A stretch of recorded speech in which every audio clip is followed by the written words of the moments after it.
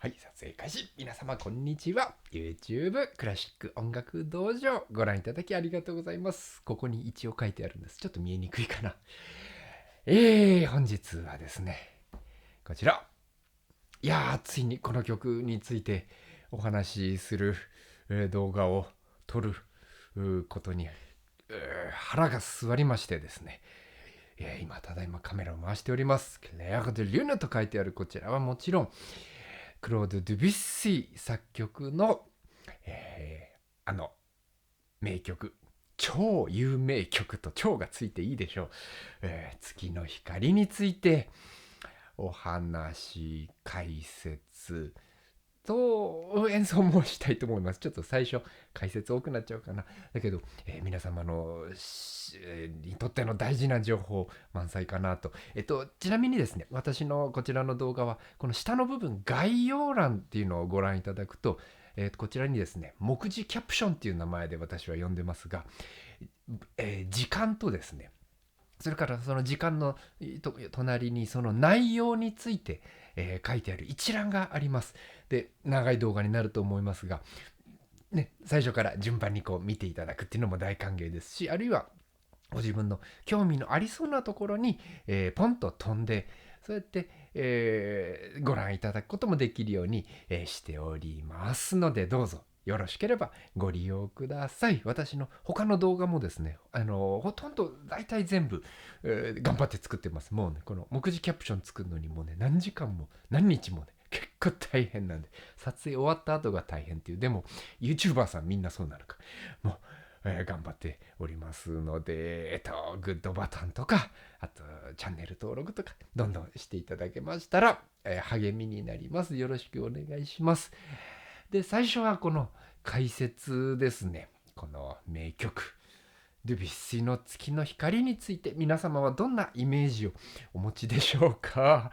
ドゥビュッシーといえば印象派って印象主義っていうを代表する作曲家の一人ですね。もう一人ビッグネームもう一人挙げるとモーリス・ラヴェルなんていうのも、この二人が大きな巨大なビッグネームですかね。他にももちろん作曲者たくさんいるんですけど、まあ有名どころで言うとね、それで印象派の月の光という題名がついているこの曲、きっとお月様の光が綺麗で、湖面に照らされた月の光をなんか素敵な風景が思い浮かぶな。まるで印象派といえばモネですね。クロード・モネ画家の睡蓮だったり、そういうぼやーっとした美しい世界を想像されてる方が多分大勢いらっしゃるかもしれませんが、それはなんと間違いであるという爆弾発言をですね、私は投げつけなければいけない。これが怖いからですね、なかなか月の光の話を YouTube でちゃんとするっていうのなかなか勇気がいるんですけど、今日は思い切って、思ったが吉日。はい。この我々の常識、印象派ドゥビュッシーのその常識を覆せるかな。そして本物の、じゃあこの曲何なの、印象派じゃなかったら何なのという、そこをお話しさせていただきたく思います。そもそもこの、クレア・デ・リュンヌ、フランス語でね、月の光となりますけど、リュンヌが月で、クレアが光明かりどっちでもいいや。うん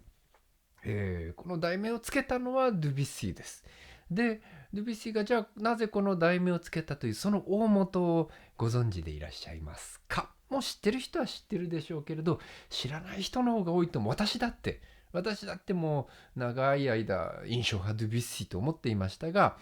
ドゥビュッシーの生誕150年の年だったかな。2000何年だっけ、2012年の時にデュビュッシーを総まとめで私は研究しました。全ピアノ曲を、その年に勉強したかな。その後演奏会でもねやったりしています。その時に私も初めて知りました。印象派ではないデュビュッシーは何か大元があります。何でしょうこの文庫本は。ヴェベルレーヌ詩集堀口大学訳というね、ちょっと古い本かもしれませんが、こちら詩ですね。これが元になっているということはが間違いなくこのドゥビュッシー月の光に関わる事実でございます。この詩の中にですね、あるんです。月の光が。もうちょっと著作権怖いからなんかどうお見せしていいか分かんないけど、ほらね、見えないかな。月の光という題名の詩があるんです。この詩をもとに、このピアノ曲ができているという、実は、ここに書いたか、歌曲もですね2つあるんです。ドゥビュッシーによる。それはバッチリこのベルレーヌの詩月の光をそのまま使って、なんだ1個は1882年、ドゥビュッシー20歳だ、本当若い時ですねの時に書いたものがあったりで、多分その9年後か9年もしてから1891年に、もう一度同じテキストでもう一回書き直すというね。でその多分1年前になるのかな、ピアノ曲、我々のよく知るこの月の日から1890年、ドゥビュッシー28歳かな、合ってるかな、はいの時の作品ということで、いずれにしろ20代のドゥビュッシーなんだな、はいが夢中になっていたこの詩の世界です。そうです、ドゥビュッシーは本当にただ作曲していたんじゃないです。非常に文学的な素養の高いその世界にどっぷりと、身をつけている人間だということらしいです。マラルメという詩人の何曜日会だったっけな、忘れちゃった。ちゃんと、ここ YouTube の字幕私出てますよね。これもとても精度が高くなったので、精度が高いところに私が最後微修正するんですけれど、ここに何曜日会だったかちょっとちゃんと出るようにしておこうかな。そういった詩人の、ね、が集まる会にドゥビュッシーも参加したり、あるいは歌曲によってはドゥビュッシー自身が、詩を作って、そして作曲もしてるって、そんなものもあります。そういうパターンって結構珍しいんですよね。作曲家って大抵もともとある詩をそこから音楽作るっていうのが多くのクラシックの作曲のほとんどがそうだと思いますので、それだけとてもね、自分の詩を作っちゃってっていう、それぐらいのデュビュッシーさんのすっかりというわけで、気になりますですか？月の光ですね、読んでみましょう。これとても素敵な日本語訳だと思うので、お付き合いください。いきますよ。月の光。そなたの心はけざやかな景色のようだ。そこに見慣れぬマスクして仮想舞踏のカエルさを歌いさざめいて人々行くが、彼らの心とてさして陽気ではないらしい。誇らしい恋の歌、思いのままの世の中を鼻歌に歌ってはいるが、どうやら彼らとて自分たちを幸せと思ってはいないらしい。折しも彼らの歌声は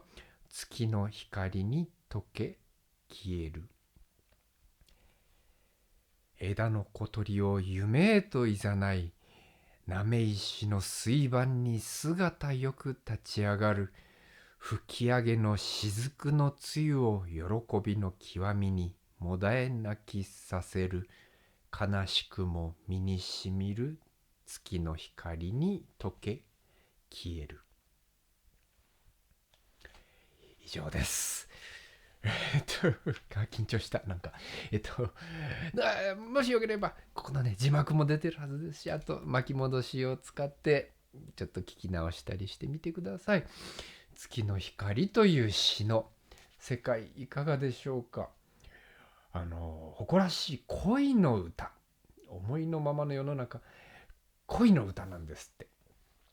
その恋を謳歌している人生の恋の恋の遊びって言ったら遊びの恋、なぜそういうこと言うかちょっと後でもう一回説明しますけれど、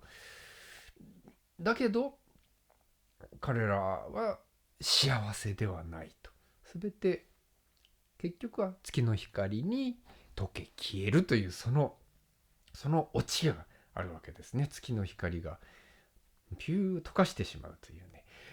最初の方にありましたけど、見慣れぬマスクして仮想舞踏ってなってるけど、これがベルガマスクというのが言語になっております。で、皆様ご承知の通り、この月の光は出るかな。こちらじゃんと、はい、このスイートベルガマスク、発音大丈夫だったかな。ベルガマスク組曲の中のプレリュードムネクレアドゥルの3曲目で、4曲目パスピに4曲セットの入っている3曲目に入っております。この先ほどの見慣れぬマスクしてベルガマスクのって書いてある、このベルガマスクってこの言葉とマスク仮面っていう言葉ですね。これについても果たして皆様どういうふうに理解していらっしゃるか、私も知らなかった。私もちゃんと分からなかったけど、ちゃんと勉強して分かったことがあります。これね、ベルガとこう切るとマスクって、これね、本当にベルガっていうマスクなのかな、マスクって仮面って思いきや、どうも違うらしいです。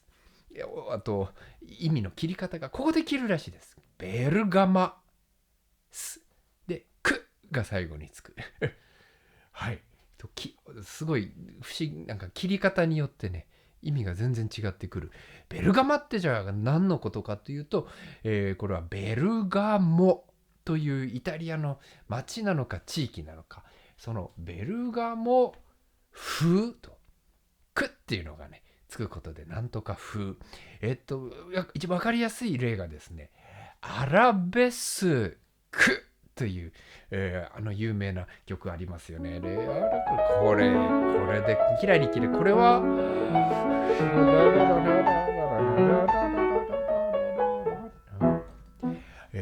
アラベスク、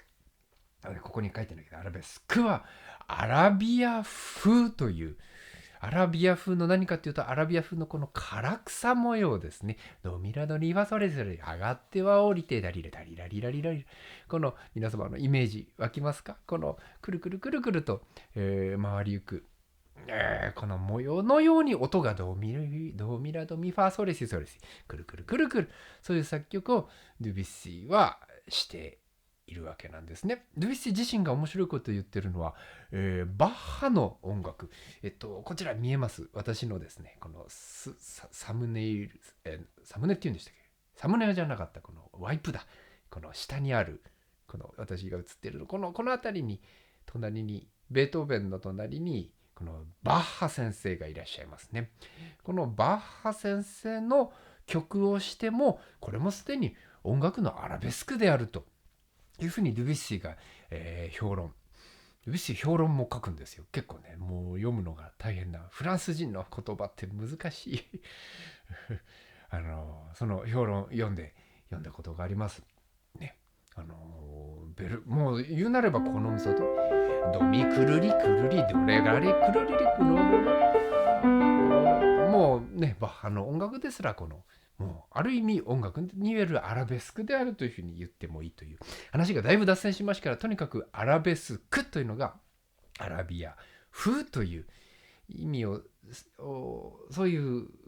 言葉として捉えられると、こちらはベルガマス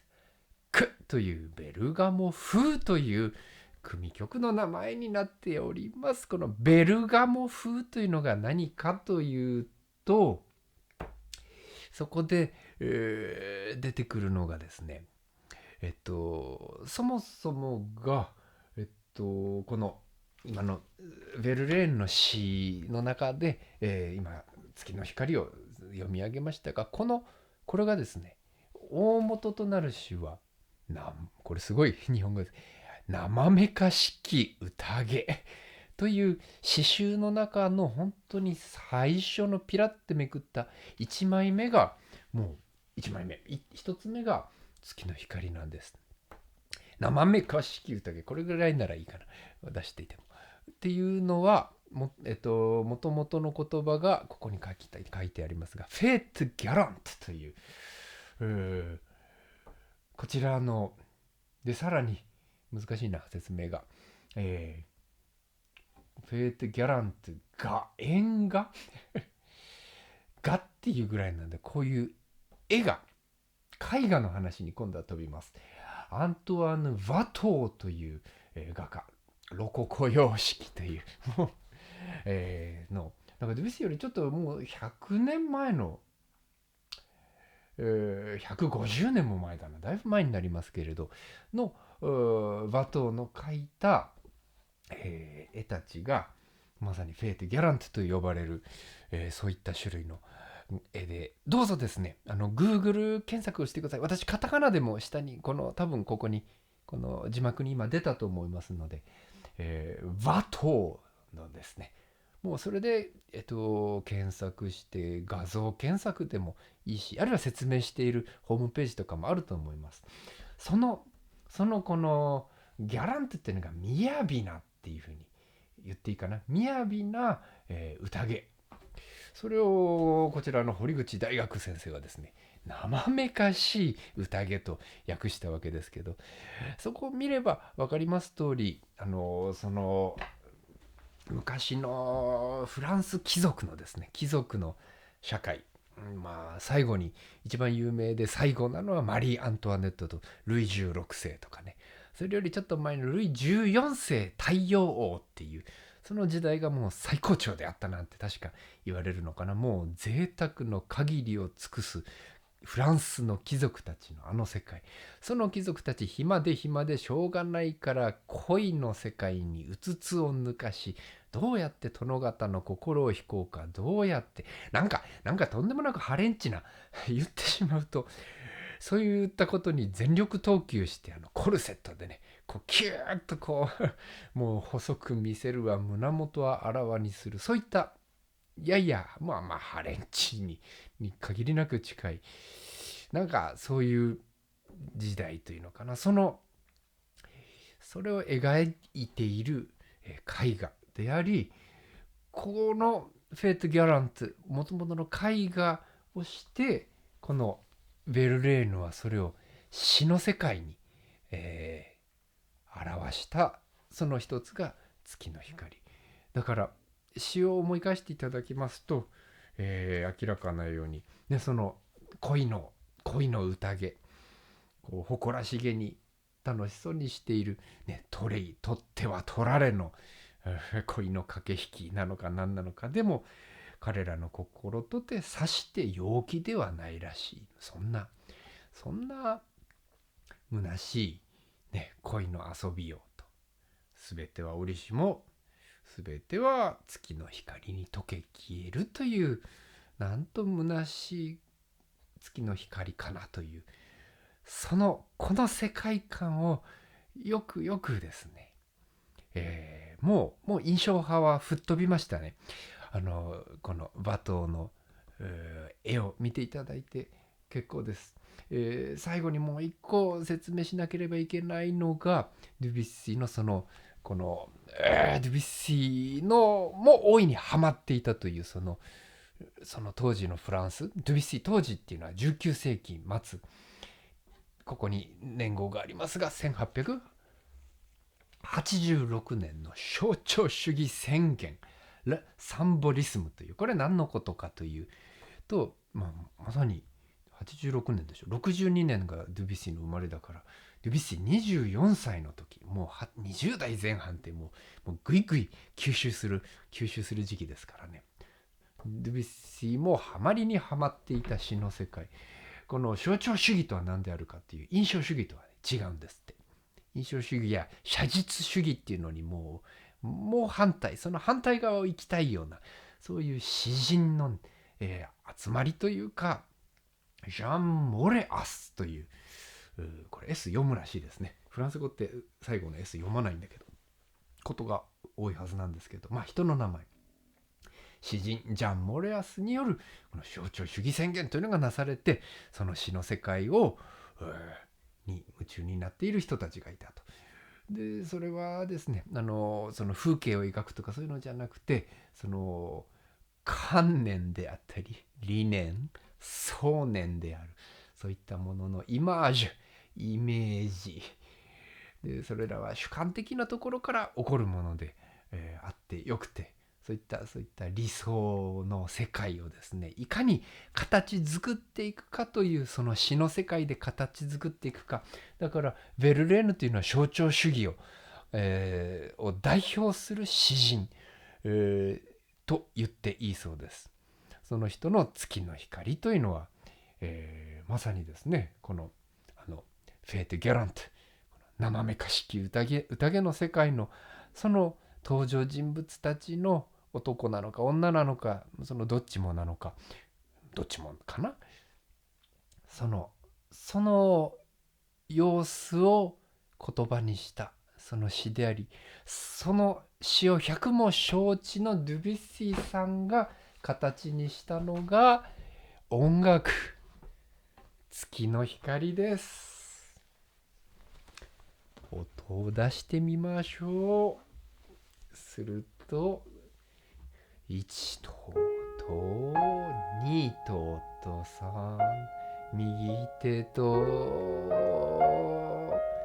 左手のと2と3とでと1と2、非常に長いメロディーが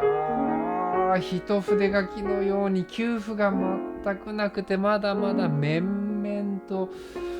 続く。で初めてここでお月さん、下のね、なんでしょうね、お月様のが天高くこの恋人たちを見ているのかな。これは風景描写ではないという、あるいは風景なんて言ったらいいかな、ただの月の光だけじゃないんです。月の光のもと、その恋に静かに戯れる男女の姿っていうのかな。左手のこの伴奏というか、静かに寄り添うこれだけでもちょっとしたメロディーに聞こえなくもない。どんどん落ちてどんどん落ちてゆって、でお月様みたいにきらりね、月明かりの下で、語る男と、もちろん右手のソプラノというのが長くつながるこの、つながる1と2と2連符に気をつけてという、もちろんメインのメロディーとして聞こえてくる、そういう情景、今浮かびますか？先ほどの和灯の絵の中にもね、この男女の、2人で描かれているような絵もあって、私一個ね、すごく男女が肩寄せ合って月明かりの下でみたいな、そんな絵があったような気がするんですけど、再発見できなくてですね、ご紹介できない。でもどうぞいろいろ絵を探してみてください。この世界観、そのイメージをお伝えしたく思います。演奏についての注意点。ドゥビュッシーが最も、またちょっと爆弾発言、最も嫌った演奏というものがあるそうです。それがなんと残念ながら我々ピアノ弾きの弾くドゥビュッシーの曲、どうしてそういい加減に弾くんだって、私はそんな風に楽譜に書いてないよ、ちゃんと数えてくれたまえって怒っているそうです。数えてくれと。それは美しくね、もう滑らかに動いていく。もうね、拍感なんてなくたっていいような、私だってそう弾いていたかもしれない。だけど今聞こえてました。数えること、8分の9拍子っていうことは、8分の3、ね、8分音符3つがワンセットかける3で、まあ1等と2等と3等とで、1小節となっている。それをとことん数えられるように練習することがおすすめです。1拍目はもう見えなくなっちゃった。いろいろ書き込んでて8分9符があります。だから1拍目ないんです。何かがポカッとない音楽の始まり。1がない。トト2トト3トト1トト2ト3トト1トト2ト3トでト1トト2ト3トと数えてるけど2トとちょっと数えながらトト2とちょっと揺れても構わないけどと23と1と全然私メトロノーム通りではありません。これ多分と2と3と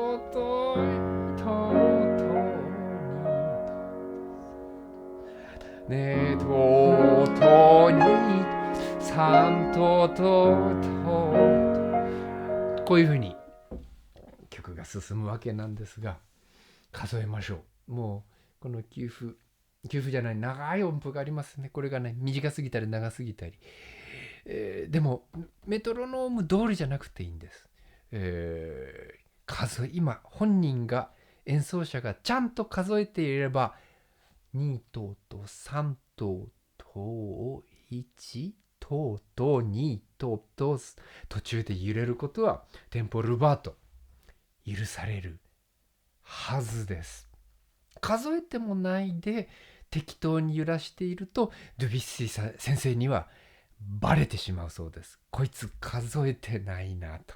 適当にただ好きなようにだけ弾いてるんだな、やめて、数えてお願いだからという、どうぞそう考えてください。ポイント2、これがこちらの楽譜、ちょっと今日なんか黄色がかってて見えにくいかもしれないけど、見えますか？この私の勉強した後、この黄色く見えるのかな、黄色いマーカーで記したこの音たち、黄色いマーカー、黄色いマーカー、黄色いマーカー、もう毎小節終わりから始まりに向けて、これがクラシック音楽の奥義の一つでございます。1とと2、このレファの音がこの瞬間、このレファがこれファとファだとぶつかってないオクターブの音が上のファの音が伸びてる間にこうやって超7度という不協和音としてぶつかるこの不協和音の、胸キュンの効果っていうのかな、伝わります？この不協和音に注意して次伸びてる音が引っかかってレの音がミとぶつかっていちいちドがまたぶつかっ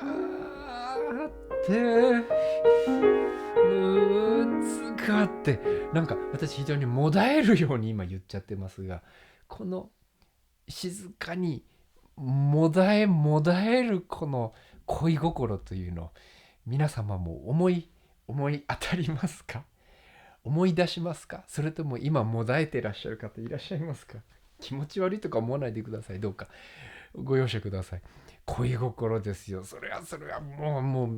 う胸キュンのもうねのたうち回る恋をあなたはしたことがありますか？想像できますか？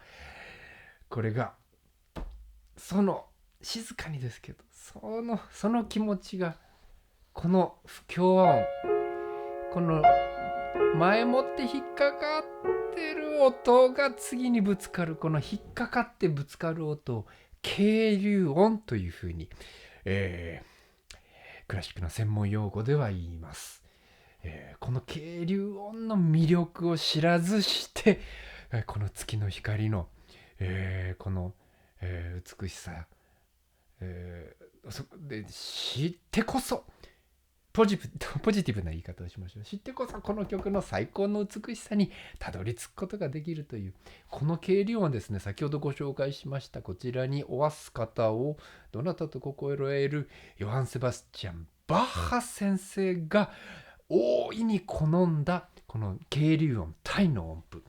バッハの音楽にたくさん出てきています。バッハの音楽にももだえるって私なんでこうやるんだろ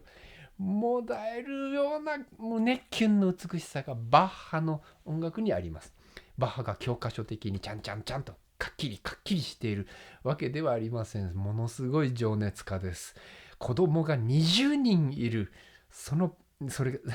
2人の奥さんで20人の子供がバッハにはいます。最初の奥さんで7人子供ができて、最初の奥さん亡くなってしまって、2人目の奥さんとは13人子供が、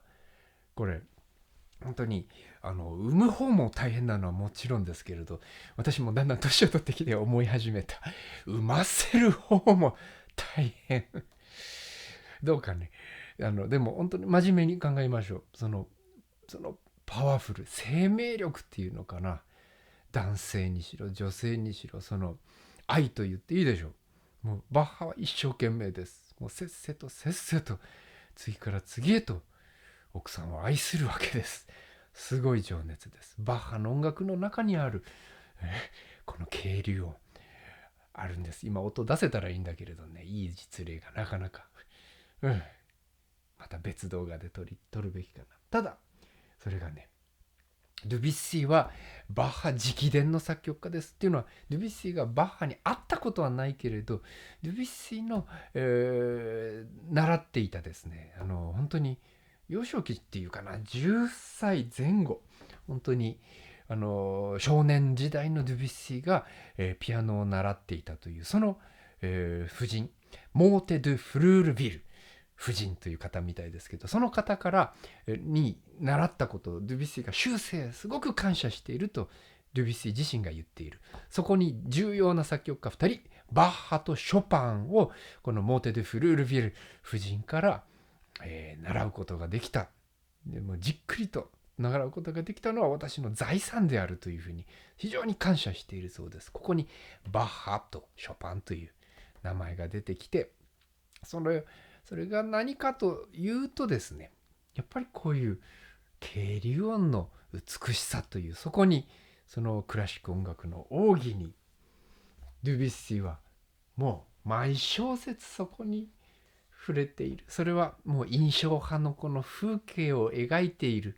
なんていうのではもう説明しようのない象徴派のフェイト・ギャラント、雅な宴、生めかしき宴の、その生めかしきっていう言葉を使ったのもすごいですね。生めかしい男女の恋のその様子を思い浮かべるのがこの月の光みたいです。バッハの渓流音の不協和音を使いながらそして三拍子を感じながらの三頭とまたぶつかってもうこれを感じるともう数えてるけれどいちいちで降りてき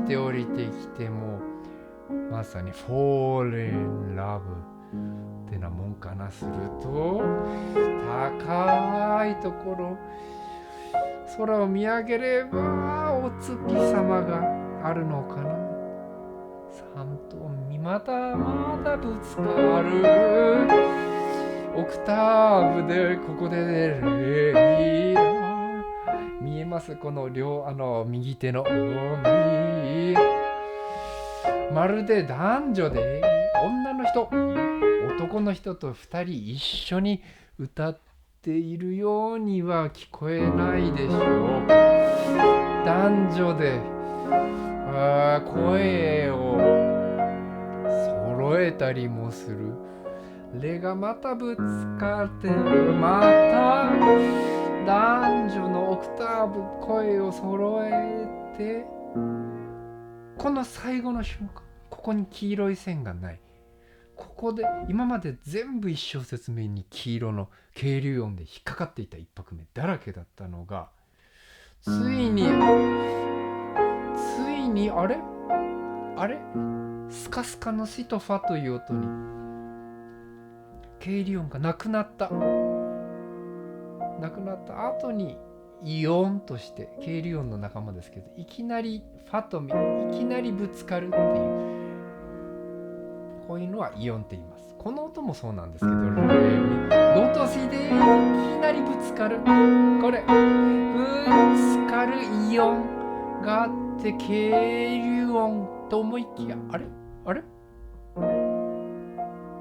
渓流音なくなったのはなぜだろう。すると次のところへ行くんですね。不協和音、よく気をつけましょう。すると低いミの音と、これぞ胸キュンですよね。ファとソね、こっちでもあっちでもこっちでもいろんなとこでファとソでぶつかるいきなりのイオンです。これがこのぶつかりはちょっとぶつからなくなって、もう一回いきます。今度はこの C、 このバスにね、最初はミだけだった。この暗がりの月の光ってぐらいだから、もちろん夜のね、漆黒の闇夜に浮かぶ月の光、ね、その下で男女はひそやかに、語り合ってるんですか。それにね、ミとシがつくとまたちょっと月夜の神殿じゃないけれど、何かね、より神秘的な何かを感じませんでしょうか。これも右手だ。右手の声と左手だけ、実はこの下の音にまさにこの低い音っていうのは、男性の声と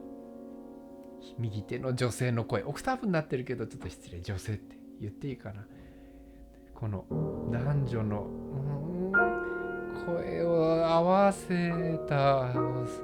と、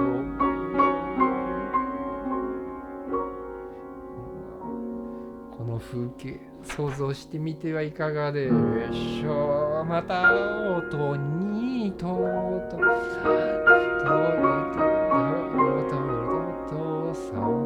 先に行っちゃいましたね。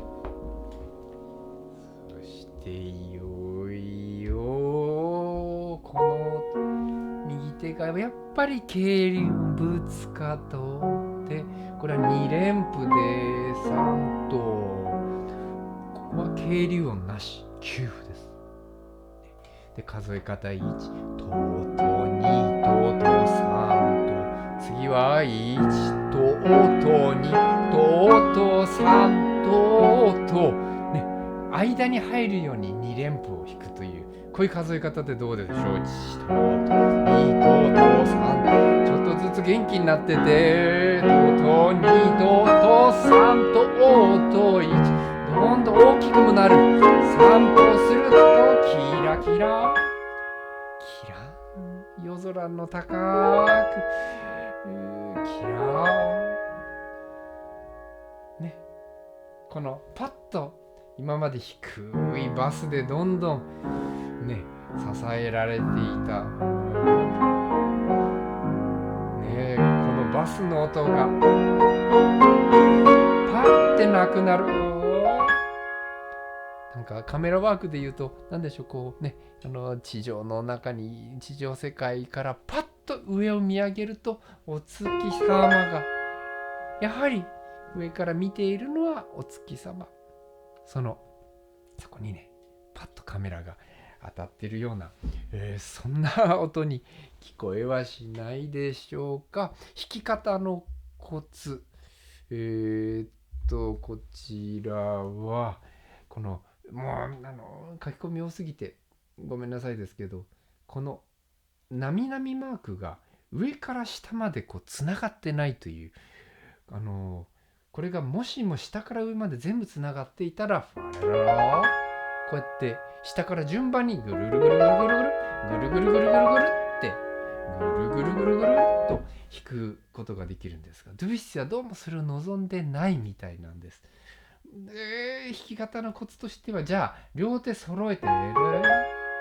この最初の始まりの音とこう揃えるといいのかなとか、そう悩んだ時期もありますけど、それもちょっとなんか、杓子定規でなんか、四角四面すぎる、そんな言葉ありますか。ちょっとねカクカクしすぎていて、最終的な私の結論は左手をちょっと先に始めて、で左手ちょっと弾いた後で右手が後から入ってきて、右手入ってきて、最後の音だけ揃えてみようかな。左右で揃えて、左右で揃えて、左始まって右で最後揃えるという、そんな弾き方に私はすることにしました。すると次の場所行きましょう。1とと2とと3ととね、1とと2とと3とと、拍子は相変わらず3拍子。ぽこもっそだから少し、スピードアップせよと。月の光がこうひらひらキラキラキラキラキラと、なるわけはなくて、お月様っていうのは上からこうですよね。ここがお月様で、上からキラキラで、じゃあ下からモコモコ、この下からキラキラは何かって、先ほどの詩を思い出してください。すごい不思議な日本語でしたけど、大理石の水盤に姿よく立ち上がる噴水の雫の露をと。噴水なんです。ジェットオーっていう言葉が確か言語にあったはず。ジェットオー。オーが水なんです。水のジェット。ジェットって言うとね、もうジェットバスってブクブクブクってあれ気持ちいいですよね。ジェットです。このジェットバスブクブクブクって横に来るのをこうね、上向きにしたらこう噴水になったり、しそうですかするでしょうね。ジェットです、まさに。水のジェット。水の吹き上げる水、噴水そのままですね。どうぞ。しかも大理石のフランス庭園のフランス式庭園っていうとね、広大なベルサイユとかね、あそこまで大きくなくていいけど、でも噴水、ヨーロッパの街中に見えますかね。噴水たちを、そこにこの恋する男女のその心の喜びなのか、本当に喜んでる顔してるのかどうか、悲しん喜んでいるようで、なんか複雑なその恋心の、酸いも甘いもですね。それは先ほどの詩をよくよく味わっていただけば伝わるでしょうか。その噴水の雫の露を喜びの極みにもだえ泣き、もだえては泣く噴水がパラパラパラ、これすごい綺麗な音が、もう噴水に見えてきましたか。もう月の光ではありません。間違いなく噴水と私書いてますね。そこで歌うわけです。このファの音がファフラットになる。F モールから F フラットメジャーになるっていう、F マイナーって言うべきか。このね単調と長調がねこう入れ替わっている。ファとファフラット、このがまたファに戻る、ね、ファナチュラル。この音に注意していることがこの妖艶なもだえって何度も言ってしまう、そういった姿を想像してみてはいかがでしょうか。一と単ととえでまた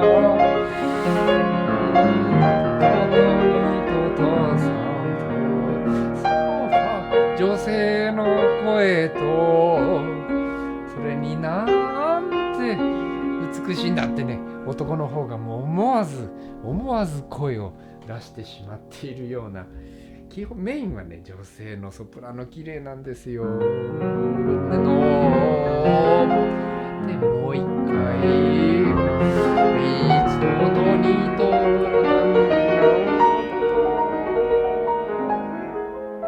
ここもですね、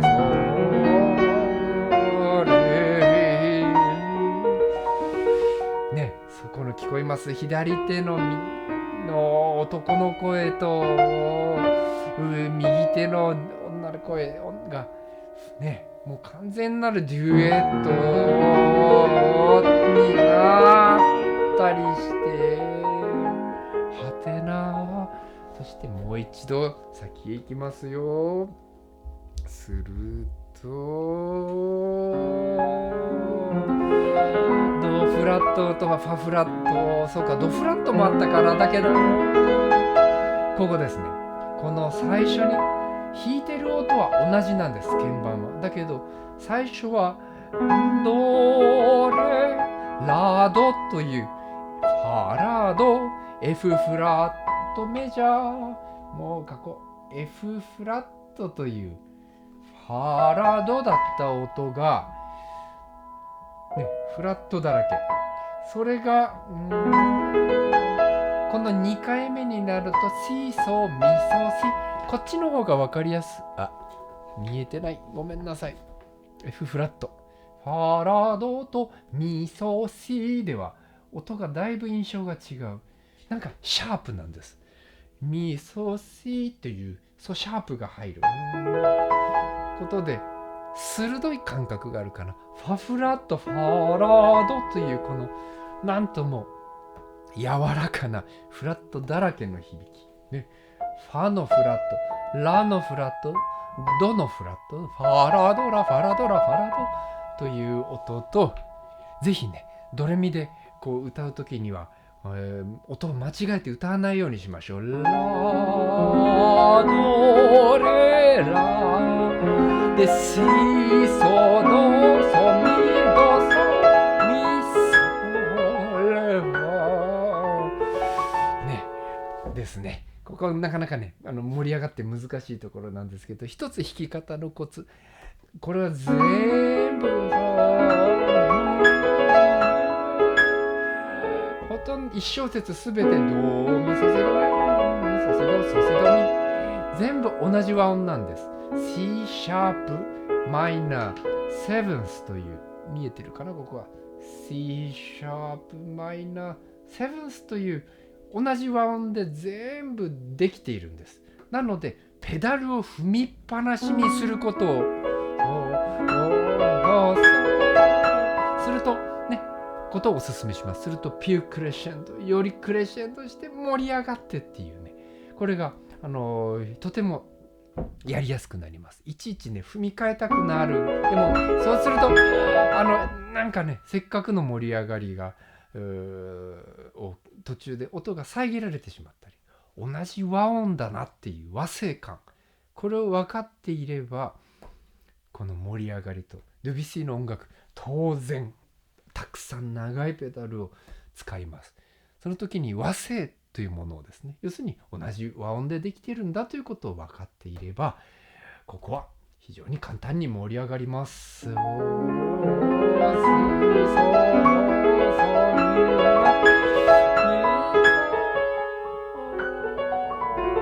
で、一番盛り上がりきったこの音っていうのがで、これがまた胸キュンですね。空、ここに半音が現れる。これはファラドの F シャープマイナーに対する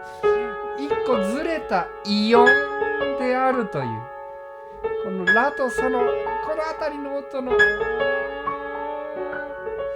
最後にもあるな。その音が長く伸びている最後に外らのぶつかりをここまで感じましょう。ぐーってこの私のテンションがどうか伝わりますように、ぶつかる音にもうこの月の光のこの恋する者たちのなんていうのかな、その恋を、その心をかみしめて、それは胸に痛くもかき乱されるこの気持ちでもある。いても立ってもいられない、その私だってね、いろいろ経験ありますよ。この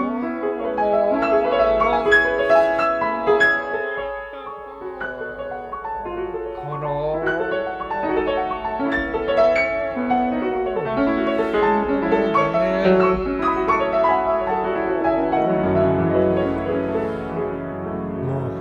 う落ちていく Fall in Love とはよくぞ言ったものでね、もう落ちるとこまで落ちてゆけと、恋人たちやと、お月様の光は何百年と何千年と何万年と君たちのことを見ているよって、これがどうもドゥビュッシーの月の光の、実は正体だと思っています。ドゥビュッシーにとっての月とは何か。私もドゥビュッシー全ピアノ曲84曲あるのかな、80数曲で、最後のもう晩年に至るまでお月様を想像させる曲があります。晩年こう年代が後ろに行けば行くほど単調の音楽になります。この曲は、1890年作だとして28歳のドゥビュッシー、まだ長調。ところが次第にですね、単調になっていくんです、月の光が。そうなんか最後こういう音でね終わる。もう私の想像してるところでは最後のエチュードっていうのは練習曲集の中のどの曲だったかな、忘れちゃった。ここにここの字幕に出しておきます。この曲において、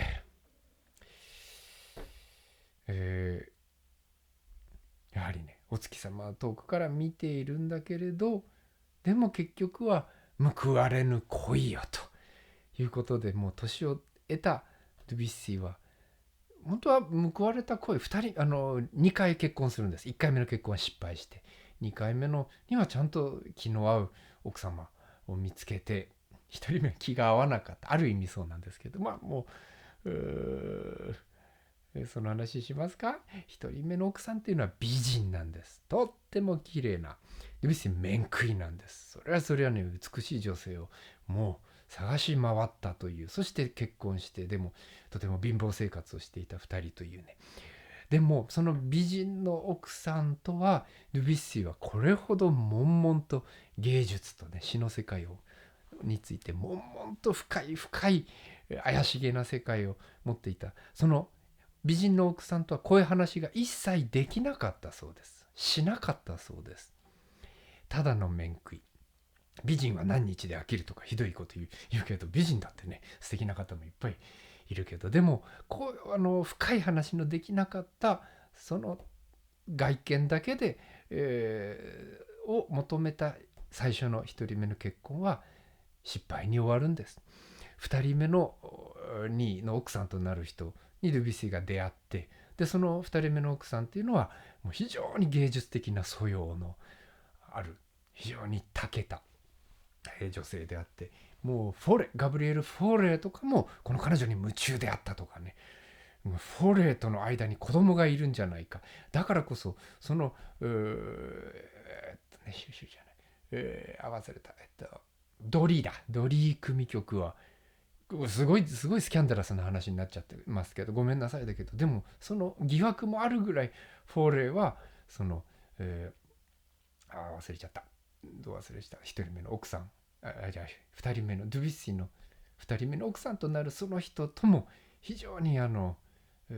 近しいというか、非常にそこに思いを馳せていたという話すらあります。だからその娘に連弾曲、ドリー組曲を送ったという、もうフォーレもドゥビュッシーをもうどっちも夢中になる、バルザック、エンマ・バルザック、出てきたエンマです。エンマ・バルザック夫人だった人が離婚してエンマ・ドゥビュッシーになるんですね。2人目の奥さん、そこは、結局その最後までドゥビュッシー亡くなるまでそばにいたという、そういう夫婦みたいで、2人の間には、子供がクロード・エンマ、なんかね、2人の名前合わせた女の子の名前っていう、ちょっとえらい迷惑な名前というか、シュシュっていうね愛称で呼ばれていた女の子がいて、女の子はねドゥビュッシーの亡くなったその次の年に病気で亡くなってしまうという、もうドゥビュッシーの血を引く、人間はもうこの世にはいないみたいですが、かわいそうな女の子がいたのかな。まあいろいろあります。でもね、単調になっていく月の光というそういう話にも、フォールインラブからそういう話になったのか。こ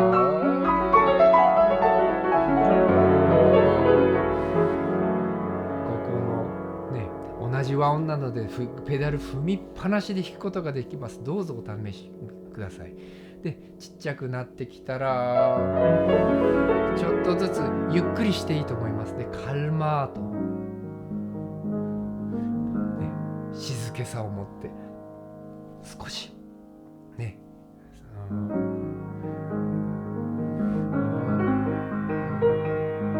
月明かりの下声をね潜めて、実はねここどうしても思い出しちゃうのがオペラペレアスとメリザンドというオペラも、必聴というかな、ドゥビュッシーをドゥビュッシーのことをよく知りたい、方にはもう YouTube で見ることもできると思います。日本語字幕付きでも多分あると思います。オペラペレアスとメリザンドをどうぞご覧ください。禁断の恋の2人なんです。メリザンド、女の人、もう不思議な妖艶でもないな、純粋無垢なメリザンドちゃんは五郎というね、男が再婚するというのかな。美しいメリザンドを、森の中でさまよっていたメリザンドちゃんを、救う、一応こんなとこで一人でいると危ないって言って連れ帰って、奥さんになってしまうという、五郎とメリザンドというオペラのはずが、その五郎の義理の弟であるペレアス君ですね。このペレアス君と、メリザンドが最終的には、できてしまうという、そういういけない三角関係の話ですね。なんですけれど、今どういう2つにしたかな。ここにね、本当は夫婦でない側のこのペレアス君とメリザンドがもうでも本当にね、長いオペラで、もうくっつきそうでくっつかないような、何やってんだお前ら、早くイジイジしてるこの若いペレアスとメリザンドなんです。ゴロっていうのは一回り二回り年上で、もうねひげに白髪が生えてるぐらいの、もうなかなかの年齢のいってる。それに若いメリザンドがそれがそもそも不幸の原因だったのか、でペレアスとメリザンドのが年齢的に近かったのかしらとか、そういったね不幸せなそのね結末はどうなっちゃうんでしょう。それはネタバレしないでおきましょう。どうぞね見てください。でもでも最終的にくっつくのはペレアスとメリザンドのそのシーン一つ、なんかね、いやこの木陰の方へ来てって、月の光のが一目に見えてしまうといけないから、どうかねこの木陰に入っておいでっていうふうに、誘うペレアスがいたり、そうかと思うとメリザンドの方は不思議ちゃんでね、いや私そこは怖くてそんなところには行けないわと言ってね拒絶したりとか、あるいはいや木陰から今度はペレアスの方が別のシーンだと木陰から出ようって、そこじゃ君の顔は見えないって言うと、メリザンドは今度はいや私の顔今見せたくないわって、なんかねもうねああ言えばこういう成人のねなかなか大変なめんどくさい男女の関係でもそういうこと言っちゃいかんか。でもそれもねその静かに木陰のね月の光からちょっと身を隠すような二人の姿が見えるような、もう一回ソプラノが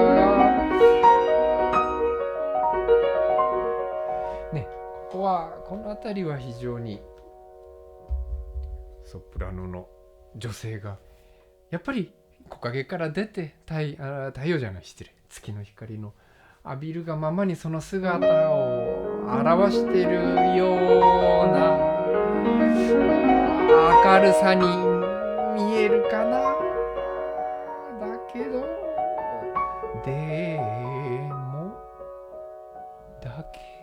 どここで再現部ですね。冒頭のメロディーに戻る。でも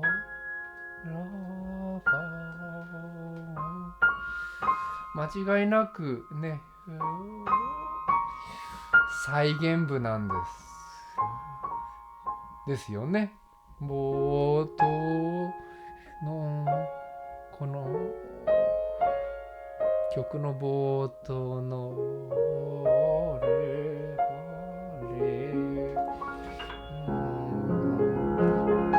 デスドゥは変に長調の曲です。この曲はフラット5つの長調の月の光なんです。この曲っていうのがなんと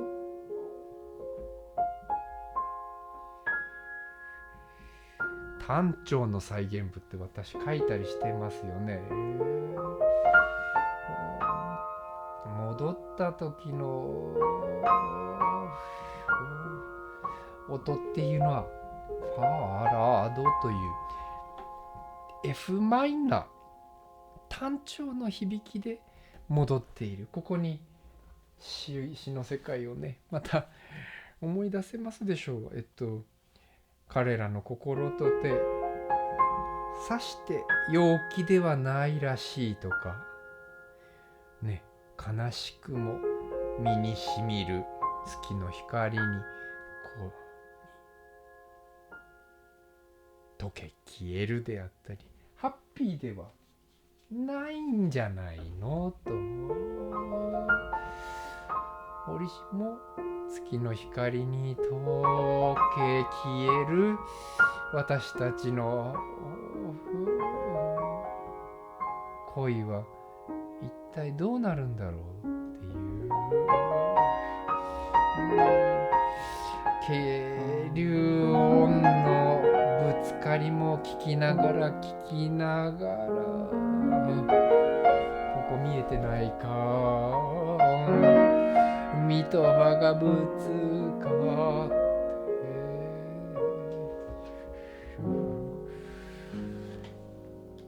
どうなるんでしょうね。もう一度低い音からお月様だけどもう素直に今違う音がしましたよね。最初はレファラのレの音をね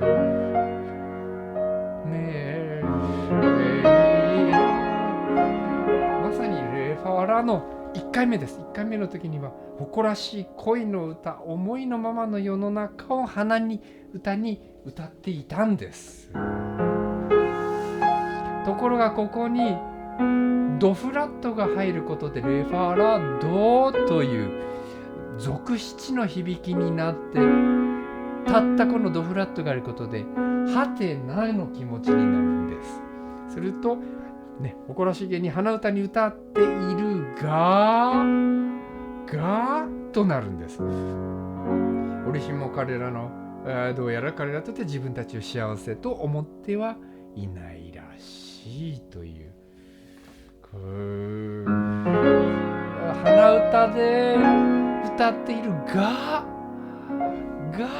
という気持ちをね、ここに、この音楽性和声感属七の響きからとベルレンの詩月の光と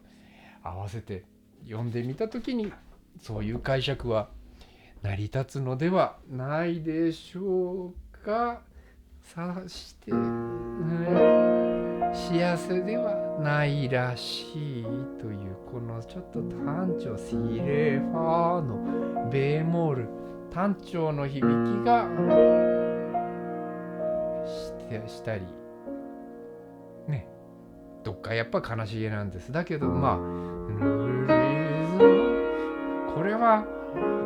男の声かな、男の声で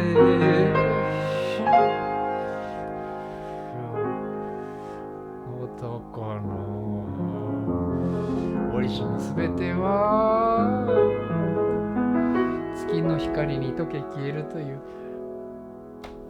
風になっていくのですが、もう言っちゃおうかな。もう私は見つけてしまったこれペレアスとメリザンドのオペラを私は、勉強したんです。何年だっけ、2000何年、ここに出ておりますが、その時にそのドゥビュッシーの記念の年に、はい、その時はオペラをね、バリトン歌手の角徹さん、私の大事な友人ですが、彼の助けを借りて、サロンコンサートの形式で、その主要なオペラの全部は無理です、主要な部分を、ご一緒させていただきました。すごい経験になりました。もうね、角さんがバリトンなので五郎役なんですよでもね、ペレアスが主人公だとすると、そのペレアスがメリザンデシュテム、やっぱね告白するんです。しちゃうんです。しちゃダメでしょ。だって自分の義理の兄の奥さんなんでしょ。うわー、告白しちゃったか、おいっていう、そのジュテームね、そう呼びかけるように、ここはついにねジュテームですよ。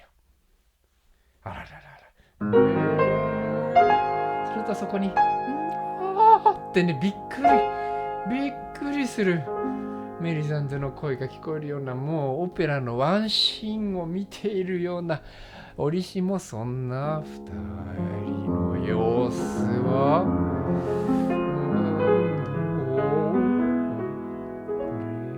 ファフラットがファナチュラルになって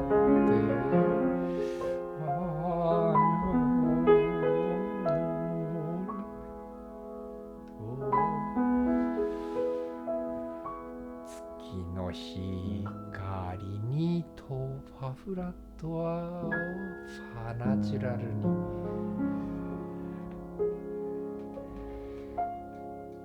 月の光に溶け消える2度と3とを数えてペダルを離すという、見えにくかったかなというふうにというふうに月の光について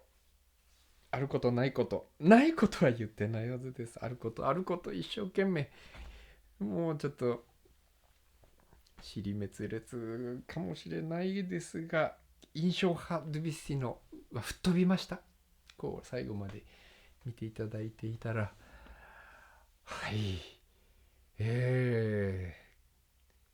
私の知る限りについての、月の光についてお話、そして音に出しながらご紹介させていただきました。もう1時間超えちゃったんだよな。本当に最後まで見ていただく方、本当にありがとうございます。とんでもない大サービスを考えてしまって、撮影今日午前中にする予定がもう午前中どうしようああしようでもだい苦しんで結局できなかった。その間に他のアイデアも出てきて、そして禁断の恐ろしいことを先ほど歌曲が2曲あると言いました。私ドゥビッシーの1曲目が見えないか、蝶々の月の光なんです。同じ歌詞を使いながら。2曲目は単調なんです。それを歌の方はいらっしゃらないけれど、ピアノだけでもその世界観が通じるのかなというふうに、それを願ってですね、おまけ画像スタート。1882年ドゥビッシー20歳の時の最初の月の光、右手からキラキラ、もう喋っちゃおうかな。いきますよ。ねえ、上からキラキラ。これも3拍子なんです。でもう一回キラキラキラ降りてきて、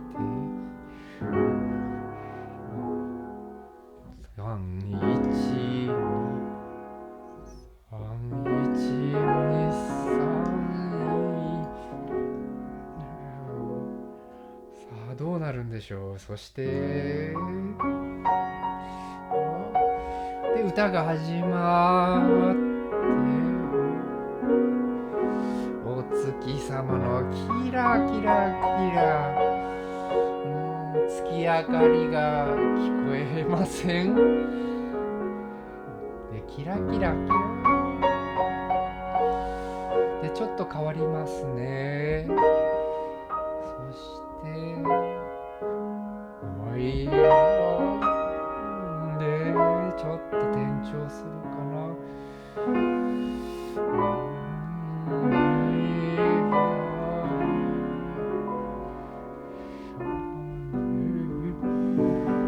さあどうなるのか。さあ次単調の部分。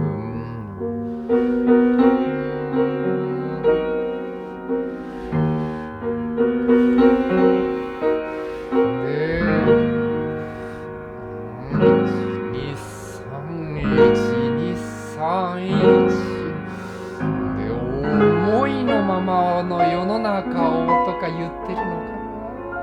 な。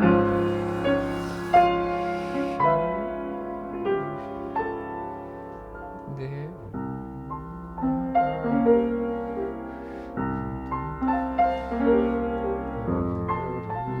ごめんなさい。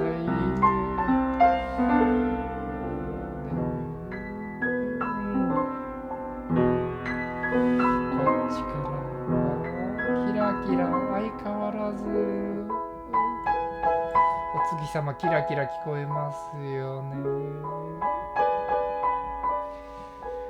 で戻るのか再現部ね、歌の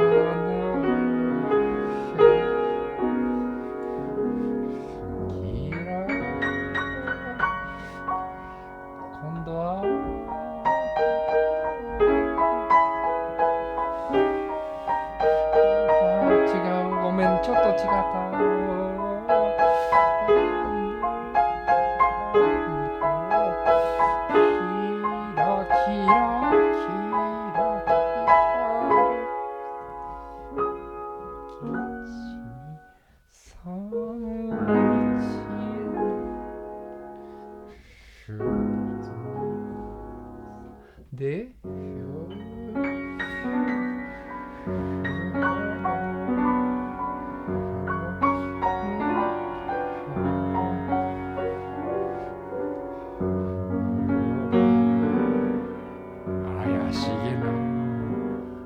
しげな音に全ては月の光に溶け溶けてゆくような音がしてるのかな。でも蝶々の何度も言っちゃうはい月の光1882年作。それがどこだ1891年、めぐる月日は9年間。デュビッシーは何歳だ頭が疲れてきた。29歳。20代最後のデュビッシーは単調の月の光を描きます。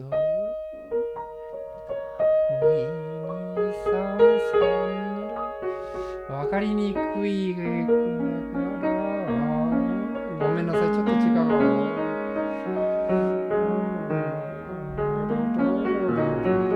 ちょっとエキゾチックな雰囲気すら感じさせる。でやっぱりここから歌が始まるけど全然怪しげな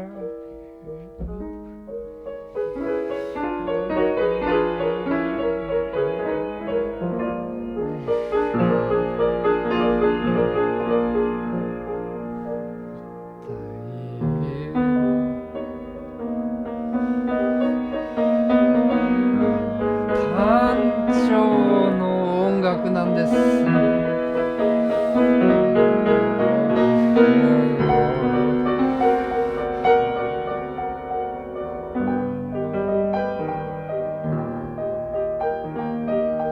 もまあ蝶々の音も聞こえるような、でも単調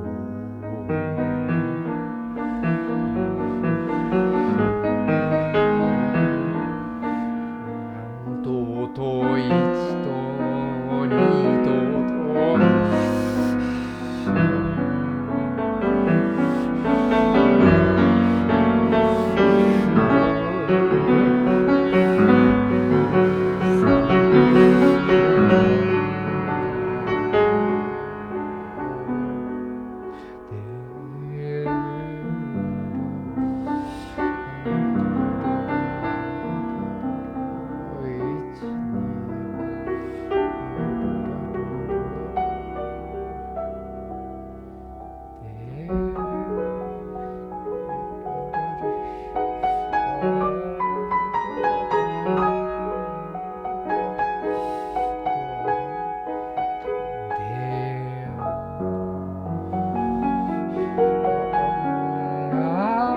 難しい。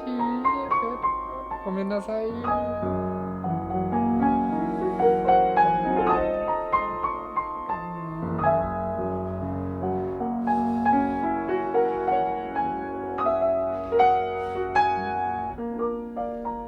で噴水か、これが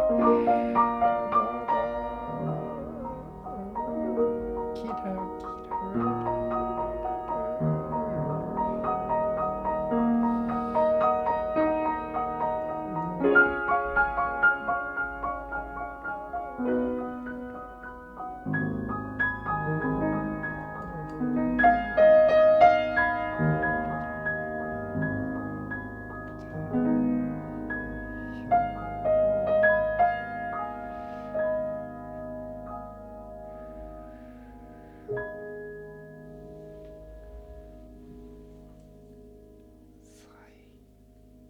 最後の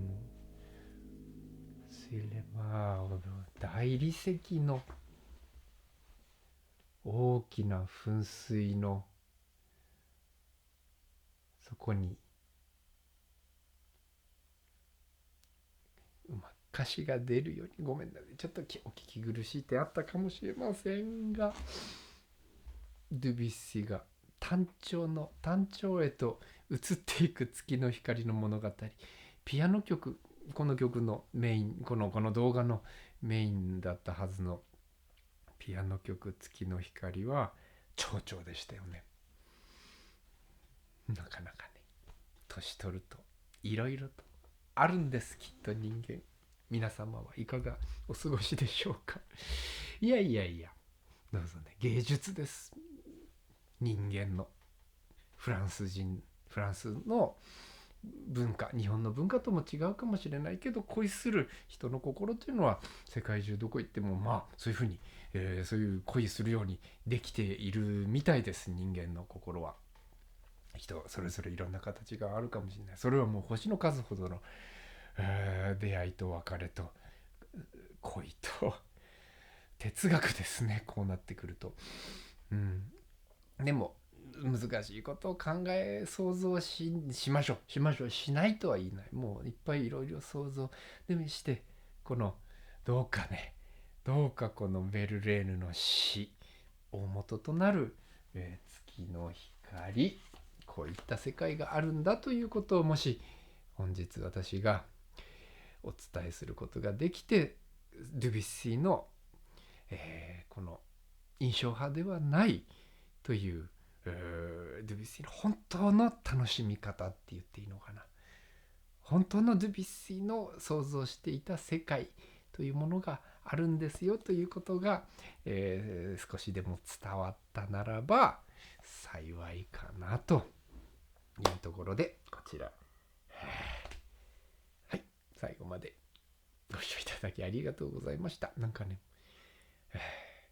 本当にいつもね長くなっちゃって、もう申し訳ない気分になってこういう顔になっちゃうんですけれど、でもそれでも面白く思っていただけましたなら、他の動画も同じような風に、同じっていうのは毎回一生懸命です。今日の動画撮るのは怖かった。ちょっと出来栄えが何とも心配ではありますが、でもどうか無事にこれが公開されることを願っております。本当にいつもありがとうございます。見てくださる方、大感謝です。また次の動画でお会いしましょう。他の動画もどうぞご覧くださいませ。感謝です。ありがとうございます。3、2、1、バイバイ。